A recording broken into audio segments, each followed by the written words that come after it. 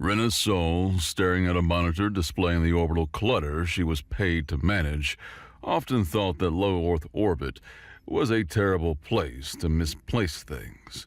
Her list tended to include defunct weather satellites, spent rocket stages, and the occasional misplaced spanner traveling at 28,000 kilometers per hour. It was a realm that punished hubris with catastrophic, high-velocity disassembly. This was why the perfectly aligned, astonishingly clean fleet of alien warships currently parking themselves in geosynchronous orbit was giving her a migraine. They were an affront to the natural, messy order of things, a set of sterile scalpels set out in the middle of a glorious, chaotic scrapyard. Unauthorized construction, she muttered, taking a long sip of coffee so strong it had started to argue with the spoon. Someone's going to have to file a lot of paperwork. An alert chime, insistent but not shrill, sounded through the underground complex. The final confirmation. They were building without a permit. They see the line, Scion. They see the perfection of our advance, and their spirit breaks. Grand Admiral Corridon's voice was a low hum that vibrated through the deck plating of the Axiom flagship, the final postulate. His gaze was fixed on the swirling blue and white marble of Earth on the main screen. He stood with his hands clasped behind his back, a living statue of imperial confidence.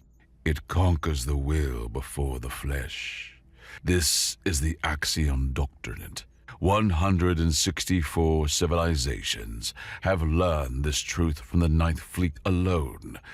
These humans will be the 165th. Subcommander Hadar, standing a respectful 2 paces behind him, nodded sharply. A procedural conquest, Grand Admiral. A fitting addition to the honor of the Empire. His uniform was immaculate as his bearing and the perfect stillness of his posture betrayed a coiled ambition. To him, this was a graduation ceremony. Indeed, Corridon said, a flicker of a smile touching his thin lips. He relied on 2 things above all else: the unyielding logic of the doctrine and the flawless, clean data his systems provided. One hand never failed him, and the other hand had never been questioned. He gestured to his communications officer. Send the declaration. Standard terms. Unconditional surrender within 1 planetary rotation. Acknowledge their status as a world of fractured polities. We are, after all, magnanimous. The officer's talons tapped a sequence of glowing plates, a beam of formatted data, the culmination of centuries of military tradition and psychological warfare, shot toward the planet below. It was a message designed to convey overwhelming power and to demonstrate an inescapable outcome. They waited. The Axiom did not rush. The manufactured quiet on the bridge was a weapon in itself. A carefully cultivated emptiness designed to be filled by the enemy's fear. Minutes ticked by. Status, Corridon asked, his voice unchanged, his back still to the operations pit. No formal reply, Grand Admiral, the comms officer reported, a hint of confusion in his tone. But we are receiving something, a data stream, a massive one, unformatted. On screen, Corridon commanded. The main view screen, which had displayed the serene blue planet, fractured into a cascade of raw information. Jagged blocks of corrupted images, flickering static, and streams of uncollated text poured across the display. A digital scream made visible. What is this? Hadar stepped forward, his brow furrowed. A data-borne weapon? The communications officer frantically analyzed the stream, his talons tapping rapidly to find structure in the madness. No, sir. It's noise. Planetary noise. All of it. Every unsecured wireless network, every public data feed, every radio broadcast, old entertainment serials, frantic financial market chatter, what appears to be a planet-wide repository of feline pictograms. Sir, it is a torrent of unfiltered cultural detritus. Corridon watched the digital garbage cascade across his screen for a long moment. He then let out a short, dismissive laugh. They are flinging the trash at us. A child's tantrum. This is desperation, Hadar. They have no answer for the doctrine, so they scream into the abyss. He turned away from the screen, disgusted by the lack of decorum. Ignore it. It is beneath our notice. Filter it out and await their inevitable formal surrender. But beneath the Admiral's notice, hidden within the terabytes of cat videos and ancient sitcoms, a tiny, innocuous data packet went to work. The passive diagnostic probe, disguised as a network handshake request from a long-dead Axiom maintenance procedure, gently knocked on the digital door of the final postulate, asking a simple, polite question that no one had bothered to ask in 1,000 years of victory. What version are you running? And the ship, in its automated, ancient politeness, answered. Good news, Rinsol announced, stepping in front of a massive wall-sized screen in a bunker deep beneath Cheyenne Mountain. The screen showed the Axiom fleet, a terrifyingly perfect spearhead aimed at the heart of the planet. They're running an operating system so old its patent probably expired. We found the original manual in a historical archive on KDA-3. It still has the digital equivalent of coffee stains on it. Commander Irina Cassian, a Terran Defense Alliance officer whose uniform looked like it had been starched with concrete, crossed her arms. Her face was a mask of taut stress. And the bad news, Miss Soul, the bad news is that it's rock solid, Ren said, taking a sip from a mug that read, I run on caffeine, spite, and non-compliance. The core systems, weapons, shields, navigation, are completely locked down. We can't get near them. It's like trying to hack a brick. She gestured to the motley crew assembled in the dimly lit command center. They were the Orbital Environment Management Division, a polite euphemism for the department that handled all the weird, unsolvable problems nobody else wanted. There was Femi, an astrophysicist who thought in gravity wells, Ash and Ember, the hacker twins who communicated in what sounded like pure inside jokes, and a network engineer named Sal who looked like he'd been grown in a server farm. They were Ren's gremlins. So, what can we do? Cassian pressed, her voice tight with the strain of a world on the brink. We can't open the front door, Ren said, a feral grin spreading across her face. But the system is so old, it has a maintenance back door for the internal crew broadcast system. We can't control the ship, but we might be able to control what the crew sees on their own displays. It's a start. A start to what? Cassian demanded. We need a plan to fight them. Fight them, Commander. You don't fight a tidal wave. You get out of the way and hope it hits something expensive.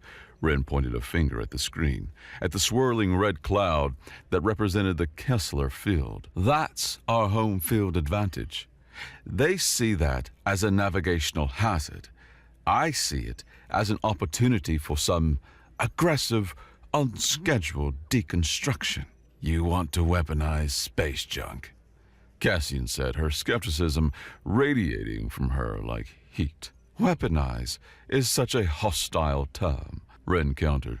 Proactive debris mitigation is more accurate.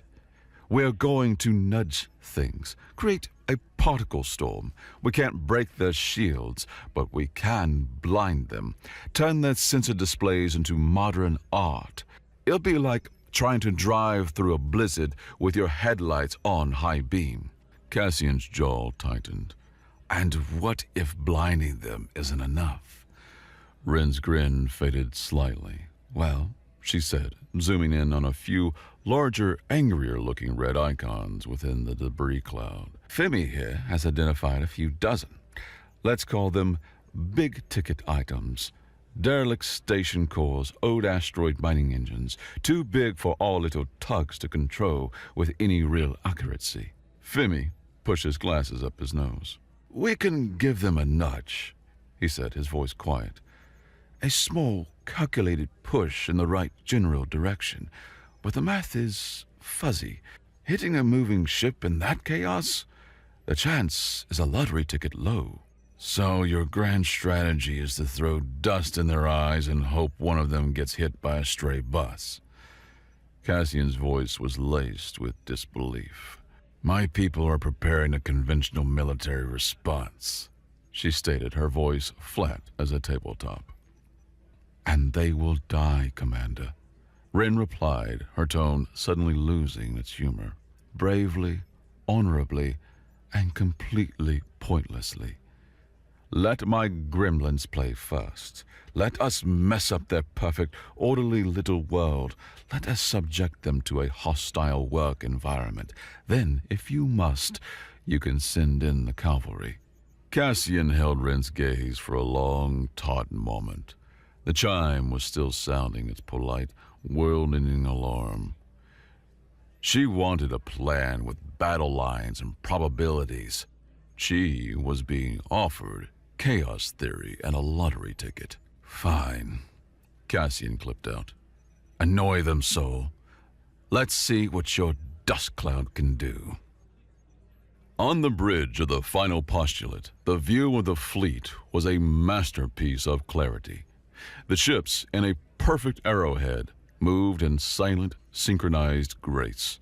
The debris field of the planet was a known variable, calculated and plotted. Their shields, pulsing with contained power, would handle it. Minor particle impacts detected, Grand Admiral, an officer reported. As predicted, shields are holding at 100%. As they should, Gordon said, not bothering to look at the tactical plot. He was contemplating which of the planet's continents would house his new governor's palace. The one with the prominent mountain ranges looked promising. Then a new report came in. Sir, sensor interference is increasing. The density of the microparticle impacts is higher than projected, an order of magnitude higher. Gordon glanced at the tactical screen. The clear, crisp lines of his fleet were beginning to fuzz at the edges. A faint static was creeping into the display. Recalibrate the sensor arrays. Filter it out. We're trying, sir, but the impacts are too numerous, too random. It's like trying to filter the ocean. The backscatter from the shield impacts, it's creating a feedback loop in the sensors. The static grew worse. The clean tactical map began to look like a badly tuned analog broadcast. The precise locations of his escort frigates became blurry smudges. The arrowhead, the symbol of axiom perfection, was dissolving into a milky, indistinct cloud. Report! Gordon snapped, his voice sharp for the first time. Sensors are whited out, Grand Admiral, the officer cried, his voice tight with panic. The backscatter is overwhelming the arrays. We have no tactical view. We're flying blind. Hadar stared at the screen, a wash of pure, hissing static. This is not a real tactic. It's just dust. A coward's gambit. Gordon snarled, his knuckles white where he gripped the command rail. They lack the courage to face us. So they throw dirt in our eyes. It changes nothing. Maintain your positions. Maintain course. We will pass through it. But you can't maintain an arrangement you cannot see. In the silent, swirling chaos, every ship was now an island, deaf and blind to its neighbors, guided only by its last heading and a desperate hope that everyone else was doing the same. It was no longer a fleet. It was a crowd. The alarm that screamed through the final postulate's bridge was not the polite chime of a minor alert. It was a raw, visceral shriek of catastrophic failure. What was that? Gordon demanded, spinning toward the operations pit. Grand Admiral, an officer yelled, his face pale. We've lost contact with the starboard edge, on the fleet's western flank. Lost contact? Re-establish it. We can't, sir. Her signal just stopped. The officer's talons trembled as he brought up the data on a local screen, since the main one was still a waterfall of static. We have a final telemetry burst, logged an instant before it cut off. A massive kinetic energy event. Hull breach across 5 decks. Catastrophic reactor failure. Hadar leaned in, his eyes wide. An attack? A mine? Their weapons are basic. They couldn't possibly penetrate our shields. It wasn't a weapon, the officer whispered, his voice full of dawning horror. He highlighted a data point from the last milliseconds of the Stalwart's Edge existence. The impactor signature, it's inert. Code, no energy reading, just mass and velocity. He looked up at Corridon. Sir, based on the trajectory and signature, she was struck by a piece of orbital debris, a derelict fission engine block from one of their old freighters, a multi-ton piece of solid iron. The bridge fell silent. The shriek of the alarm was the only sound. The Stalwart Edge, a proud warship of the Axiom Empire, a vessel that had survived the plasma storms of the Maw of Cepheus and the cannonades of the Lachaean Rebellion, had been gutted, torn apart by a piece of garbage. It had not been shot. It had been in a traffic accident. First blood, Corridon said, his voice a low, dangerous growl. Achieved without a single shot fired. They are not warriors. They are vermin. His rage was cold and absolute. The loss of the ship and her crew did not infuriate him. The sheer, unmitigated dishonor of it all did. This wasn't war. It was pest control. In the TDA bunker, Femi stared at his own screen, his mouth slightly agape. Holy crap, he whispered. The lottery ticket paid off. Ren patted him on the back. See? Math works. Cassian, however, was not celebrating. That was a fluke, Soul, she said, her face grim. A 1 in a billion lucky shot. We can't rely on them blindly running into our junk. For the next hour, the TDA bunker was a hive of tense activity. A young analyst, his face slick with sweat, pointed to his screen. Commander, I've got something. One of their cruisers on the eastern flank. They're launching probes, small armored sensor drones. They're trying to map the field from the inside. Another analyst chimed in. And over here, Commander, a destroyer. They're firing their main cannon on low power. They're not targeting anything. They're just trying to blast a corridor through the smaller debris. Cassian's expression hardened. They're adapting, she said, her voice low and dangerous. The window of confusion is closing. They will have a clear sensor picture within the hour. So we throw more junk at them, Ren suggested, gesturing for more coffee. No, Cassian said, standing up straight, the military commander reasserting herself. We hit them now. A fast, decisive strike while the main fleet is still disorganized and partially blind. We may never get another chance like this. Commander, no, Ren pleaded, stepping in front of her. That's what they expect. That's the game their master's at. Don't play their game. This is no longer a game, Mrs. Soul, Cassian said, her voice like ice. This is a tactical opportunity, a fleeting one. She turned to her own comms officer. Patch me to the Razorback squadron. I'll brief the pilots myself. A moment later, the grim, determined faces of a dozen pilots appeared on a secondary screen. Cassian's voice was crisp, professional, devoid of doubt. Razorback leader, this is TDA command. The enemy is disoriented. We have a window. Your targets are the vessels attempting to clear the field. Go fast, hit hard, and get out. Show them what Terran pilots can do. The lead pilot, a woman with sharp eyes and a thin scar on her chin, gave a grim smile. Acknowledge command. It's a target-rich environment. Razorback squadron is green across the board. Time to go knock on some doors. The connection closed. On the main tactical view, a cluster of small green icons detached from Earth's atmosphere, streaking up toward the blinded, furious alien fleet. The Axiom response was a reflex. The moment the TDA fighters cleared the thickest part of the debris, their engine signatures blossomed in the cold of space. The Axiom couldn't see them, but their automated point defense systems, simpler and more direct than the sophisticated tactical sensors, could feel the heat. On the final postulate, an automated alert chirped. "Threats detected," an emotionless voice announced. "Multiple high-velocity energy signatures on attack vectors. Engaging area denial measures." Corridon didn't even have to give an order. On the 24 warships, plasma cannons and laser batteries, guided by simple threat vector calculations, swiveled and fired. They aimed at the calculated flight paths, flooding the approach corridors with an impenetrable wall of energy and shrapnel. A scorched earth defense obliterated the calculated space where the fighters would be. And it was devastatingly effective. In the TDA bunker, the green icons on the screen blinked out. Not one by one, all at once, like a string of lights being unplugged. One moment, Razorback Squadron was ascending to glory. The next, they were ionized gas and fading memories. The entire engagement lasted less than 20 seconds.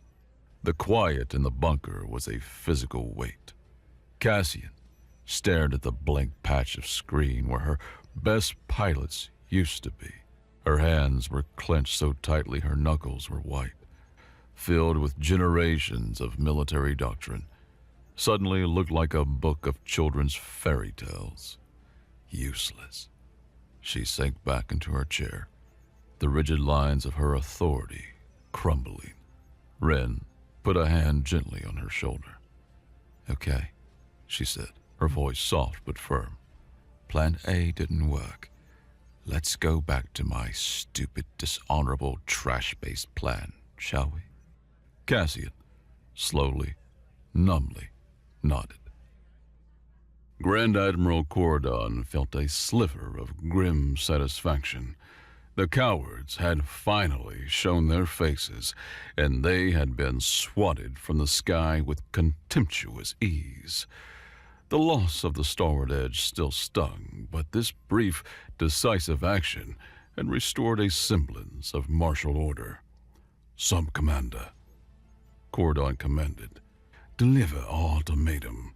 Again, inform them that their pitiful defiance has been noted and has only sealed their fate. Their next communication will be their unconditional surrender, or we will begin orbital sterilization." "Yes, Grand Admiral," Hadar said, stepping onto the holographic comms dais. While he prepared, in the TDA bunker, the twins, Ash and Ember, were practically vibrating with energy. "We're in," Ash whispered, his fingers flying across his keyboard. "That OS version they're running, it has a known exploit in the crew broadcast system. It's obscure, never patched because who would bother?" "We can't change what he says," Ember added, "but we can add a contextual layer, a little footnote from the ship's own system." As Hadar began to speak, his voice booming with rehearsed confidence, the twins executed their code. On the bridge of the final postulate, Corridon watched Hadar's speech. It was flawless. The words were strong, the tone uncompromising, a perfect delivery. "That OS version they're running, it has a known exploit in the crew broadcast system. It's obscure, never patched because who would bother?" "We can't change what he says," Ember added, "but we can add a contextual layer, a little footnote from the ship's own system." As Hadar began to speak, his voice booming with rehearsed confidence, the twins executed their code. But on the bridge of Hadar's own command cruiser, the Adamant Will, and on every ship in the fleet receiving the internal broadcast, the crew saw something different. Next to the crisp holographic image of their sub-commander, a small, official-looking sidebar flickered into existence on their tactical displays. It was a standard diagnostic box, the kind of thing that popped up all the time for system updates and was usually ignored. This one read, Speaker biometrics anomalous. Voice stress analysis 9.3 of 10. Respiration rate elevated. Perspiration index 78%. Deception probability high. The crew of the Adamant Will heard their commander's confident words, but the ship's own systems were telling them he was terrified and lying. They exchanged uneasy glances. Why was the sub-commander showing signs of extreme panic while delivering an ultimatum? Did he know something they didn't? Was the situation far worse than the Grand Admiral was letting on? The first tiny, poisonous seed of distrust had been planted, not with a lie, but with a carefully presented truth. Commander Cassian stood beside Rin, her face a mask of grim acceptance. The wreckage of her textbook strategy lay smoldering in the upper atmosphere. "All right, Saul," she said, her voice strained. "They're blind, they're angry, and they've just proven they can obliterate our fighters without even looking at them. Show me the next page of your ridiculous playbook."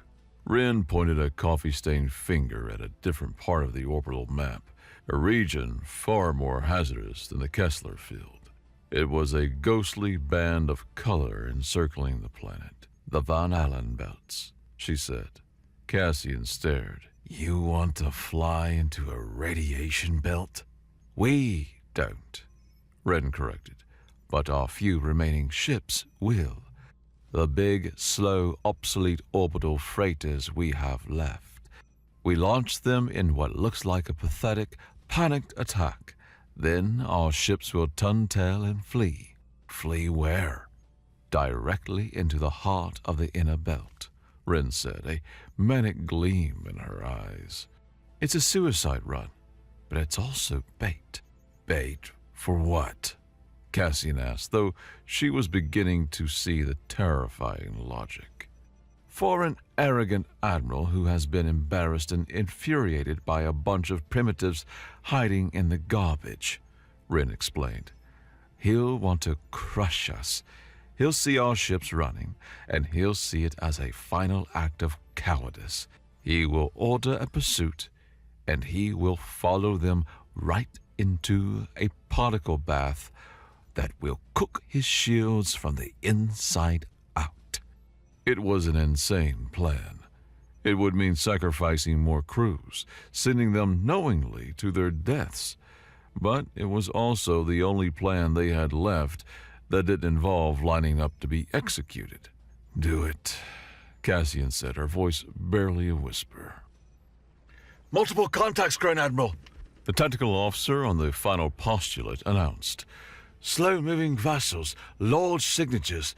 They appear to be launching another direct assault." On the fuzzed tactical screen, a group of indistinct blobs was slowly ascending. Sub-Commander Hadar, still smarting from the whispers he had heard about his panicked ultimatum, stepped forward. "Admiral, a moment." His voice was more cautious now. He had spent the last half-hour rereading the reports on their human opponents. They were illogical, chaotic. Nothing they did made conventional sense. The human ships, reaching the edge of the debris field, abruptly changed course. They turned and ran, streaking directly for the deadly bands of the Van Allen belts. "They flee, like the insects they are." "Admiral, they are heading into the primary radiation zone," Hadar said, his voice firm. "All shields are rated for thermal and kinetic energy, but sustained, high-intensity particle radiation, the data is incomplete." "Nonsense," Corridon said dismissively. "Our shields can withstand the heart of a star." He glanced at his own console. A simplified environmental analysis, subtly altered by Ren's team through the now compromised broadcast system, popped up. Analysis. Region radiation flux within standard shield tolerance. Threat negligible. Adar, however, was no longer trusting the ship's systems. "Admiral, their psychological attacks are ongoing. we cannot be certain our data is reliable. For them to flee into a known hazard, it suggests they know something we do not. It is a trap. Cordon's eyes narrowed. He saw Hadar's caution not as prudence, but as fear. The fear his own systems had warned him about. Your nerve is failing you, Sub-Commander. The data is clear. Do not let their pathetic mind games cloud your judgment. We will not let them scurry away. We will pursue. We will annihilate every last one of them. All ships engage pursuit vectors, full speed. Hadar wanted to argue. Every instinct, sharpened by the paranoia the humans had gifted him, screamed that this was a mistake. But the Grand Admiral had given a direct order, backed by what appeared to be clean data. To refuse was mutiny. He swallowed his concerns, a bitter taste in his mouth. Yes, Grand Admiral, he said, his voice tight. The Ninth Conquest Fleet, a weapon of perfect, unstoppable power, plunged headlong into the trap. Command, this is TDA Goliath. We are entering the belt. Radiation alarms are enthusiastic. The voice of the Goliath's captain was preternaturally calm, even as the sound of screaming sirens bled through the comms. It's a real particle soup out here. Looks like they took the bait. We have the whole damn fleet on our six, and they are not happy. In the TDA bunker, Ren and Cassian listened, their faces etched with grim respect. A new, louder alarm started to well in the background of the transmission. Okay, that's the primary shield bus failing. Emitters are starting to slag. It was a good run, Command. Tell my kids. Tell them I went fishing. The line went dead. Another voice cut in, this one from an old repurposed asteroid hauler named the Behemoth. TDA Behemoth to command. Our emitters are fried. Hull radiation is, well, let's just say I'm glad I never wanted children. We've done our part. It was an honor. Cassian, give 'em hell for us. Behemoth out. One by one, the signals from the bait ships went silent. On the bridge of the final postulate, the first signs of trouble appeared not as a bang, but as a cascade of amber warning lights that spread across every console like a disease.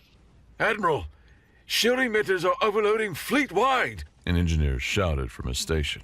The high-energy particle saturation is an order of magnitude higher than projected. The heat sinks can't cope. What is the status of the shields? Cordon demanded, his confidence finally beginning to fray as he stared at the real-time data that contradicted the lie he had been fed. They're flickering, sir. Integrity is dropping.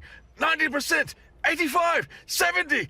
They're failing. The protective bubble of energy that had shielded the fleet began to waver and fail, sputtering like a dying candle in a hurricane. They're vulnerable, Cassian breathed, watching the energy readouts from the Axiom fleet plunge into the red. Okay, gremlins, Ren said into her headset, her voice trembling with a mixture of terror and exhilaration.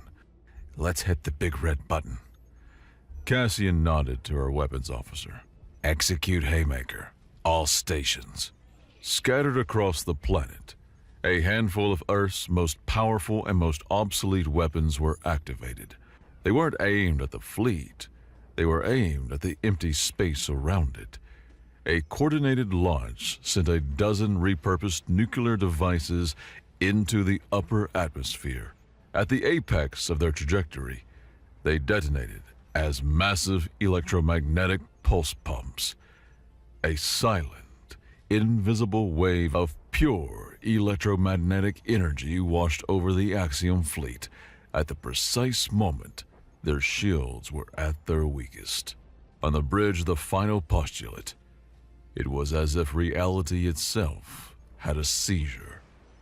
Every light, every screen, every console exploded in a shower of sparks and then went dark.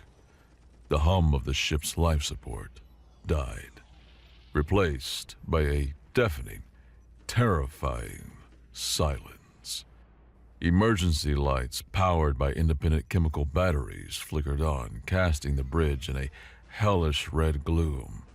Internal electronic locks fused shut, their circuits fried, trapping crews in their sections. The ship's artificial gravity stuttered, failed, and then died completely, sending unsecured objects and personnel drifting through the crimson darkness.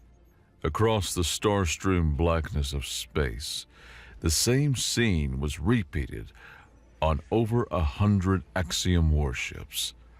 Lights died, systems shorted, mighty engines went silent. The Ninth Conquest Fleet, the pride of the Empire, was reduced to a flotilla of cold, dark, helpless tombs adrift in the cosmos. We've got a third-stage vulnerability, Ash announced in a TDA bunker, the glow of his monitor illuminating his ecstatic face. Their system architecture is layered like a fossil record. The broadcast system hack gave us access to the low-level data slate messaging network. It's like their internal email, but dumber. So we can send forward messages, Ren said. Good.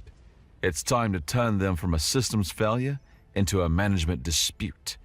On the auxiliary bridge of the Adamant Will, emergency power was barely holding.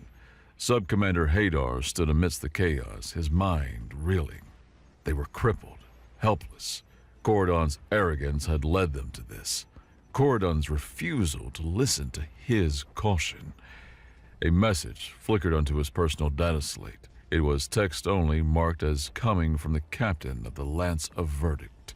Hadar, Corridon led us into this trap. Your instincts were correct. The fleet is with you.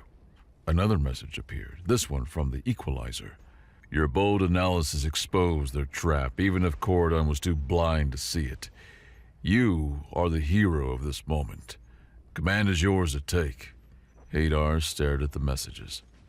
His officers, seeing the same whispers appear on their own slates, looked at him with a new light in their eyes. Not as a subordinate, but as a leader. He had been right. Corridon had been wrong. The hunger for glory, for validation, swelled in his chest. On the crippled bridge of the final postulate, Corridon saw a different set of lies. His security officer, working on a hand-cranked emergency console, brought him a disturbing report. Admiral, The security officer said, his voice low. We are picking up unauthorized command-level communications between a number of ships. They seem to be originating from the Adamant Will, from Sub-Commander Hadar's command codes. The data, carefully forged, showed Hadar rallying loyal captains, planning to seize command, and paint Corridon as a failed, hesitant leader. Mutiny, the ultimate disgrace. Corridon's face was a mask of cold fury. He activated the one system still on an independent power source, the short-range comm. Hadar, He broadcast, his voice dripping with venom. Disengage your vessel and prepare to be boarded. You are relieved of command. On the Adamant Will, Hadar heard Corridon's order. It was exactly what a guilty felon admiral would do. Try to silence the one person who could expose his incompetence. He was trying to make Hadar the scapegoat. Corridon saw Hadar's ship make no move to comply. It was confirmation. His honor, his entire identity, demanded he act. Fire a warning shot across his bow! Corridon roared to his weapons officer. The weapons officer, rerouting the last dregs of auxiliary power to a single forward-facing laser, fired. On the bridge of the Adamant Will, Hadar saw the flash of light, a warning shot, or the first shot of an execution. He saw his one chance at glory, at survival, about to be extinguished by the man whose arrogance had doomed them all. His ambition, stoked by a dozen whispered lies, made the choice for him. "Return fire," he commanded, his voice cold and steady. "Target the command bridge." The heart of the Axiom fleet, the two command ships of the Ninth Conquest, tore into each other in a brief, frantic, suicidal exchange. The volley lasted less than a minute, leaving both the final postulate and the Adamant Will shattered and powerless, their command structures decapitated. The rest of the fleet, already crippled by the EMP and now leaderless, drifted in horrified silence. It was into this chaos that the welders came. The launch was not a military operation, it was a shift change. A swarm of ugly, rugged, heavily armored work pods, the kind of ships used for orbital construction, asteroid mining, and deep space salvage, rose from Earth. They were crewed not by Marines, but by welders, miners, and systems engineers. They were Earth's wrecking crew, and they were punching in. In the TDA bunker, Cassian watched the live feeds on the main screen, her mouth hanging slightly open. "My God," she whispered to Rin. "They're not fighting them. They're disassembling them." The footage was grainy, chaotic, and utterly surreal.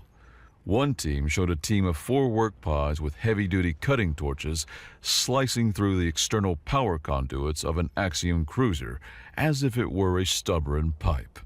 Another showed a mining pod using a grappling hook designed for asteroids to rip the entire communications array off a destroyer's hull and fling it into the starless Gulf.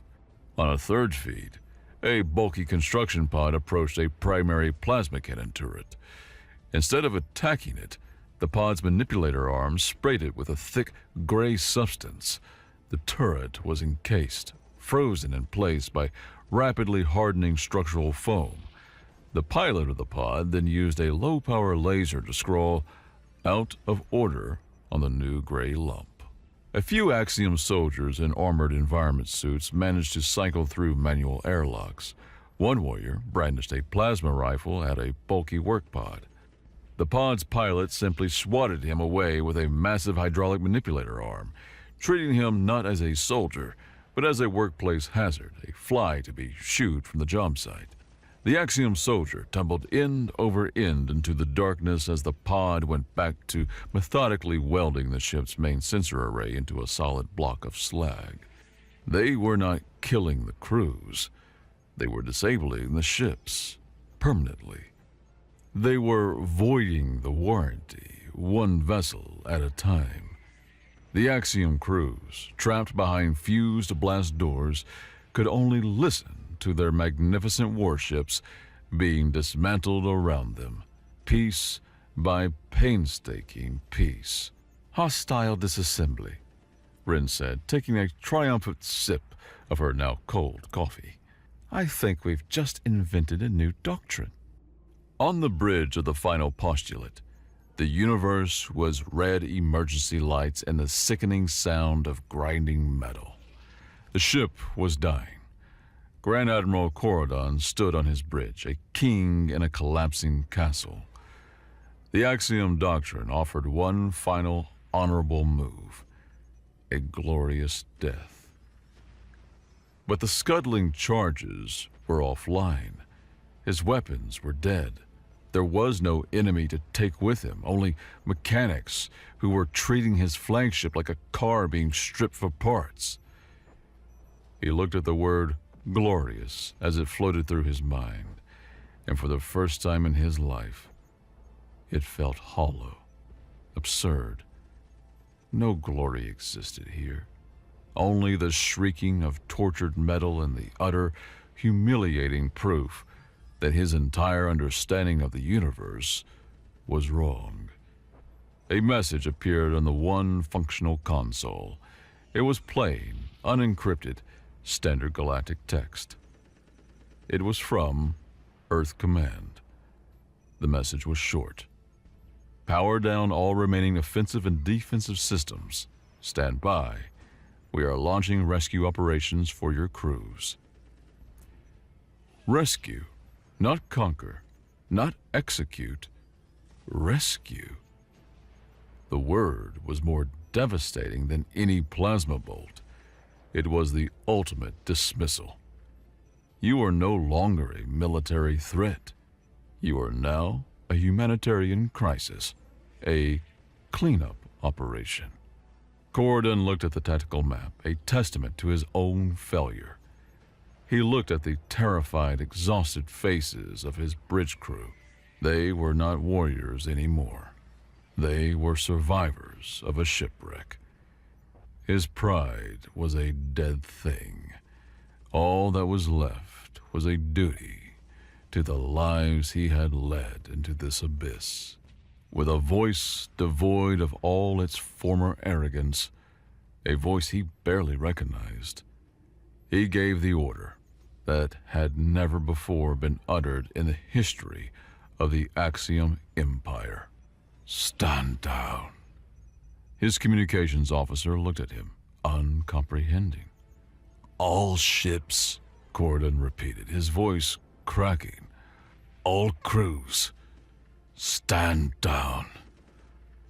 The war is over. In the quiet, surreal aftermath, small, brightly lit shuttles, emblazoned with red crosses, swarmed the disabled Axiom fleet. A dazed Axiom trooper, his arm broken, was pulled from a crippled destroyer. He braced for execution. Instead, a human medic put an inflatable splint on his arm, shined a light in his eyes, and handed him a small, sealed packet. "What's this?" the Axiom asked. "Hot chocolate mix," the medic replied. "You look like you could use it. Water's on the shuttle." Throughout the wreckage, the scenes were the same. Dazed, defeated Axiom soldiers were given medical aid, water, and calm instructions. They were treated not as prisoners, but as rescued mariners. The profound strangeness of it was the final, crushing blow to their warrior psyche. Days later, Grand Admiral Corridon and his senior staff were escorted to a small, unarmed diplomatic shuttle in the hangar bay of the mostly intact final postulate. A beat-up Terran cargo hauler drifted into position and docked with a heavy clang. A single, dented shipping container was transferred into the shuttle's cargo bay. It was filled with medical supplies, water, and nutrient paste. Beside the supplies sat a simple data slate. Corridon picked it up.